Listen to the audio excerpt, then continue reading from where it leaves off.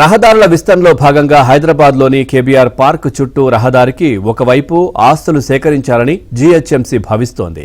జాతీయ ఉద్యానవనం కావడంతో పార్క్ వైపు స్థల సేకరణకు పర్యావరణ సంబంధ నిబంధనలు అవరోధంగా మారే అవకాశం ఉండడంతో ఈ నిర్ణయం తీసుకున్నారు. ప్రస్తుతం రోడ్డుకు ఒకవైపు 40 అడుగుల మేర సేకరణ కోసం మార్కింగ్ చేశారు. దీంతో భవనాల యజమానులు ఆందోళన చెందుతున్నారు.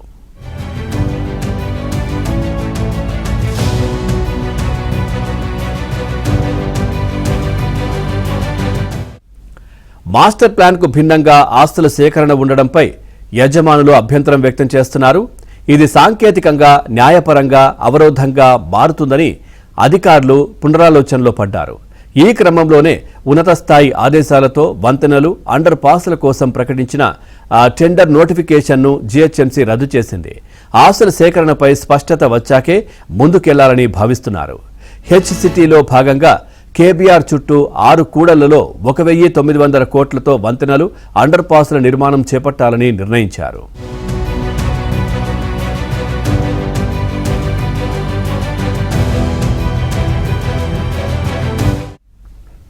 బంజారాహిల్స్ విరంచి ఆసుపత్రి చౌరస్తా నుంచి జూబ్లీహిల్స్ చెక్ పోస్ట్ కూడలి వరకు టౌన్ ప్లానింగ్ విభాగం డిపిఆర్ను సిద్ధం చేసింది. 303 ఆస్తుల సేకరణకు మార్క్ చేశారు.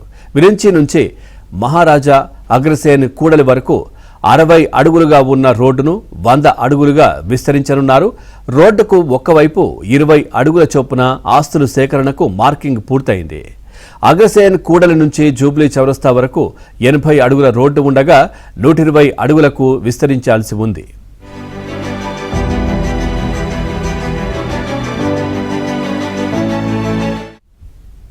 వాస్తవంగా రహదారి విస్తరణకు ఇరువైపులా ఆస్తులు సేకరిస్తారు.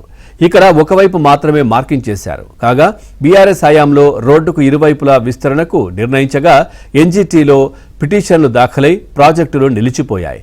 కేసులు విచారణలో ఉన్నాయి. ఈ క్రమంలోనే ప్రాజెక్టును ఇబ్బందులు లేకుండా చేపట్టేందుకు ఒకవైపు ఆస్తుల సేకరణకు నిర్ణయించినట్లు తెలుస్తోంది. జూబ్లీ చెక్ పోస్ట్ నుంచి KBR main entry Basava Tarakam cancer ఆసుపత్రి చౌరస్తా, అగ్రసేన్ చౌరస్తా వరకు డిపిఆర్ సిద్ధం చేయాల్సి ఉంది. ఇక్కడ 120 అడుగుల మేర విస్తరించాలని చూస్తున్నారు.